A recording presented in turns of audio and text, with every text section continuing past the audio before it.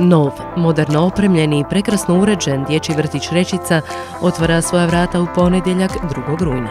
U ovoj prizemnici su 3-dnevna boravka za 2 jasličke i 1 vrtićku grupu s ukupno 46 djece, zajednički višenamjenski prostor, sanitarni čvorovi, distribucijska kuhinja te spremište.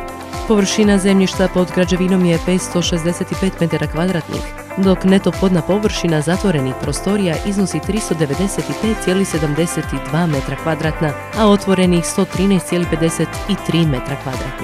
Preostali dio terena je uređen kao zelena površina s dječjim igralištem, a izgrađena je pristupna prometnica s parkiralištem od 20 parkirališnih mjesta, od kojih 1 za osobe s invaliditetom. Za potrebe grijanja i hlađenja građevine ugrađen je VRF uređaj dizalica topline. Grijanje je podno. Ugrađeni su i niskotemperaturni radijatori u dijelu građevine te ventilatorski konvektori, kao dopuna grijanja po potrebi, dok je hlađenje riješeno ventilacijskim konvektorima. Za pripremu tople potrošne vode ugrađen je spremnik volumena 300 litara te 2 solarna kolektora na krovu. Radovi i oprema vrijedni su 1,2 milijuna eura, od kojih 546.694 eura iz MPO-a, a ostatak sredstva grada Karlovca.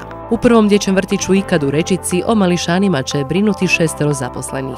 Njegovo radno vrijeme bit će od 7 do 16 sati, ali prilagođeno roditeljima, uz dežurstvo od 6 do 16:30, s tim da dijete u vrtiću može biti najviše 10 sati.